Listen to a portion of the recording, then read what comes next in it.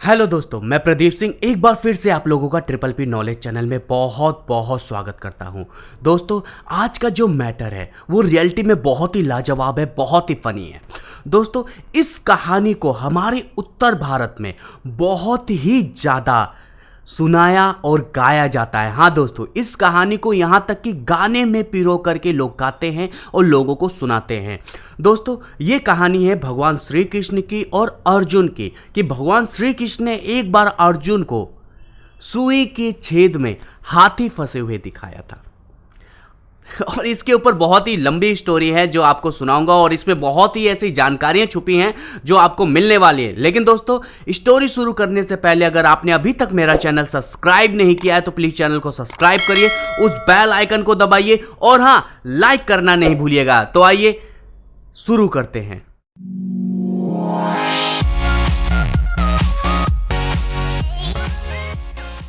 दोस्तों, इस कहानी की शुरुआत तब से होती है जब पूर्ण रूप से इंद्रप्रस्थ में पांडव बस चुके होते हैं, और उसी समय अर्जुन को इस बात पे घमंड हो जाता है कि वो छोटी सी छोटी जगह पे एकदम सटीक निशाना लगा सकते हैं, और इसी चीज का बखान वो पांडवों के से कर रहे होते हैं, यानी अपने भाइयों से कर रहे होते हैं। और इस बात को भगवान श्री कृष्ण मथुरा में बैठे हुए अंतर ध्यान मन से सुन रहे होते हैं, और अर्जुन के इस अहंकार को देख के उनको तो एक बात समझ में आ जाती है कि यार, इसके मन में तो धीरे धीरे अहंकार बसते जा रहा है, इसका अहंकार तोड़ना होगा, नहीं तो ये पूर्ण रूप से अहंकारी हो जाएगा और मुझे आगे इसके साथ मिलकर के महाभारत के युद्ध करवाना है और जीतना है। तो उनके दिमाग में एक विचार आया कि चलो इसको अहंकार मिटाते हैं, इसके मन से, इनके दिल से अहंकार को निकालते हैं। तो भगवान श्री कृष्ण ने उनको सपने में बताया कि इस स्थान पे आकर के मुझे मिलो, यहाँ पर एक हाथी है जो कि सुई की छेद में फंसी हुई है, तुम्हें उसको बाहर निकालना है। अर्जुन जब सुबह उठते तो उनको ये सपना बड़ा अजीब लगता है कि एक सुई के अंदर छेद में हाथी कैसे फंस सकता है, और फंसा है तो भगवान श्री कृष्ण ऐसे ही तो बोल नहीं रहे होंगे।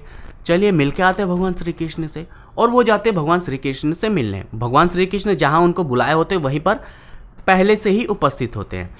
तो अर्जुन जैसे ही वहाँ पहुँचते हैं तो भगवान श्री कृष्ण कहते हैं आपने तो थोड़ी लेट कर दिया, चलिए जल्दी से चलते हैं, वो हाथी बेचारी बहुत ही तड़प रही है। तो अर्जुन क्या करते हैं कि उनके साथ रथ पे बैठते हैं और हाथी को निकालने के लिए प्रस्थान करते हैं। और जब वो कुछ ही दूर पहुंचते तो भगवान श्री कृष्ण कहते हैं आप नहाए नहीं थे क्या, आप में से हल्की हल्की बदबू फिर आ रही है। तो अर्जुन कहते नहीं नहीं, मैं पूरी तरीके से नहा धो के चला हूँ। तो भगवान श्री कृष्ण कहते नहीं नहीं, एक काम करिए, वहाँ जाने से अच्छा होगा कि पहले आप ये नदी जो दिख रही है ना, जो तालाब दिख रहा है, इस नदी में आप स्नान कर लीजिए, नहा लीजिए। अर्जुन को ये बात समझ में नहीं आती और भगवान श्री कृष्ण की बात तो मना कर नहीं सकते, और वो वहीं से उतरते हैं और जाकर के तालाब में नहाने जाते हैं। तो वो क्या करते हैं, नहाने से पहले अपने सारे वस्त्र उतारते हैं, अपना धनुष बाण वो एक पेड़ के नीचे रखते हैं और पानी के अंदर घुसते हैं। वो पहले ठुंगने तक पानी में जाते हैं और वहाँ नहाने लगते हैं। तो भगवान श्री कृष्ण कहते क्या आप भी औरतों की तरह नहा रहे हो, थोड़ा और अंदर जाइए पानी में। अर्जुन थोड़ा और अंदर जाते हैं, पेट तक पानी तक पहुंच जाते हैं। तो भगवान श्री कृष्ण कहते हैं ये मजा नहीं आ रहा, आप और अंदर जाके नहाइए, आप मर्द हैं, आप अर्जुन हैं, और इस तरह अंदर पानी में जाने से डर रहे हैं। तो अर्जुन को ये बात समझ में नहीं आती भगवान श्री कृष्ण ऐसा कह क्यों रहे हैं। तो वो और भी पानी के अंदर जाते, जब गले तक पानी आ जाता है उनके, तो भगवान श्री कृष्ण कहते हैं हाँ अब नहाइए। और जैसे ही वो नहाने लगते हैं और पानी के अंदर पहले बार डूबते हैं, तो थोड़ी देर रुक करके अपने अंदर ही पूरा अपने आप को नहलाते हैं, और जैसे ही पानी से बाहर निकलते हैं तो क्या देखते हैं कि ना वहाँ पर भगवान श्री कृष्ण है, ना पर उनके वहाँ कपड़े हैं, ना धनुष बाण है, कुछ भी नहीं है।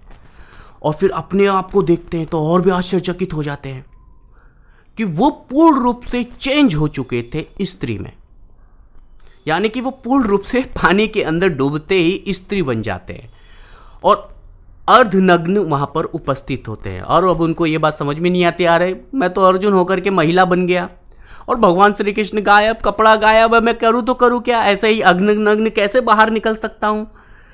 तो वो वहीं पर रोने लगते हैं। तो उसी समय जौनपुर के राजकुमार जी वहाँ से गुजर रहे होते हैं, जिनकी शादी अभी थोड़े ही दिन पहले टूटी होती है। वो वहाँ से गुजर रहे होते हैं और उनको एक महिला की आवाज़ सुनाई पड़ती है। तो उसी तालाब के पास जाके देखते हैं तो वहाँ पर एक बहुत ही सुंदर महिला पानी के अंदर निकल भी नहीं रही है, पानी के अंदर ही रो रही है। वो पहले तो महिला को बाहर बुलाते हैं पानी के, लेकिन अर्जुन नहीं जाते हैं और रोते ही रहते हैं कि मेरे साथ भगवान श्री कृष्ण ने क्या कर दिया। भगवान श्री कृष्ण को बुलाते रहते हैं लेकिन कौन सुनने वाला, भगवान श्री कृष्ण ने तो गायब। अर्जुन वहाँ रो रहे होते हैं तो वो राजकुमार आता है, पानी के अंदर घुसता है, अर्जुन को बाहर निकालता है और ले जाता है अपने राज्य में। और दोस्तों उस राजकुमार को अर्जुन से प्रेम हो जाता है, क्योंकि अर्जुन इतनी ज़्यादा खूबसूरत स्त्री होती है कि वहाँ की सारी स्त्रियाँ देख करके जब वो अपने राज्य में उनको ले जाता है, सारी स्त्रियाँ देख करके आश्चर्यचकित हो जाती हैं कि हाय अल्लाह, इतनी भी सुंदर स्त्री होती है क्या। तो भगवान श्री कृष्ण की वो याद करते रहते हैं अर्जुन और रोते रहते हैं कि अब क्या करूँ, अब मैं इस राज्य में आ गया और ये राजकुमार मेरे पीछे पड़ा है, ईश्वर आओ मुझे बचाओ। लेकिन कहाँ भगवान श्री कृष्ण उनके सुनने वाले होते हैं। वो तो वहाँ इंद्रप्रस्थ में जाते हैं और अर्जुन का रूप बदलते हैं और जाकर के वहाँ के पांडवों से, युधिष्ठिर से कह देते हैं कि मैं तो धर्म यात्रा में जा रहा हूँ, 12 साल तक लौटूंगा नहीं, आप मेरा वेट मत करिएगा, 12 साल होते ही मैं पूरी जगह की यात्रा घूम करके आऊँगा और फिर आप इंद्रप्रस्थ में वापस आ जाऊँगा, लेकिन 12 साल तक मैं अपनी यात्रा में निकल रहा हूँ। ये जाकर के उधर बता देते हैं और वो लोग सोचते हैं कि अर्जुन आए थे और हमें तो बता के गए हैं, 12 साल तक तो आने वाले नहीं हैं। और इधर अर्जुन परेशान रहते हैं, करे तो करें क्या। अब उनको एक ही बात समझ में आती है कि अब भैया जो सा भगवान ने किया है उसी चीज़ पे हमें टिकना होगा। और वो राजकुमार क्या करता है, अर्जुन से शादी करता है और 12 साल तक अपने पास रखता है और 12 साल तक प्रत्येक साल एक एक बच्चा अर्जुन का और उस राजकुमार का होता है। अर्जुन तो महिला होते हैं और राजकुमार मर्द होता है, उन दोनों का मिलाप से बच्चे पैदा होते हैं प्रत्येक साल। और जिनका नाम आज के हिंदी जो हमारा हिंदुस्तान के महीनों के नाम होते हैं ना, वो नाम थे। और जिनके नाम पे हमारा महीनों के नाम पड़े हैं, जैसे कि माघ, पुष, बैसाख, ये सारे नाम होते हैं ना हिंदी के 12, वैसे ही नाम पे इनके 12 बच्चे हुए, जिनमें से 11 लड़के और एक लड़की हुई। लड़की का नाम कार्तिक था। बोलते हैं ना कार्तिक महीना चल रहा है। और लड़कों का माघ, फागुन, ये सारे नाम थे। और उन्हीं के बच्चों के नाम पे हमारा हिंदी धर्म के नाम 12 पड़े थे।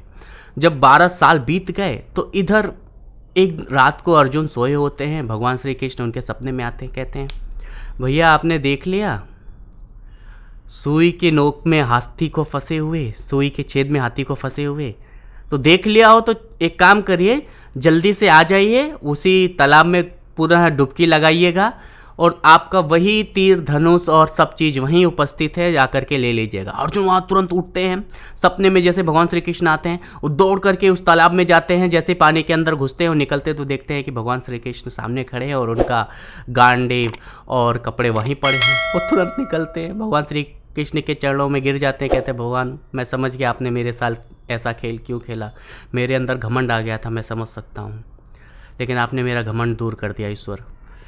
तो दोस्तों ये कहानी थी अर्जुन की कि भगवान श्री कृष्ण ने उन्हें कैसे एक सुई के छेद में हाथी को फंसे हुए दिखाया। दोस्तों अगर आपको मेरी कहानी पसंद आई हो तो प्लीज़ चैनल को सब्सक्राइब करिए, उस बेल आइकन को दबाइए और हाँ, लाइक करना नहीं भूलिएगा। Thank you very much.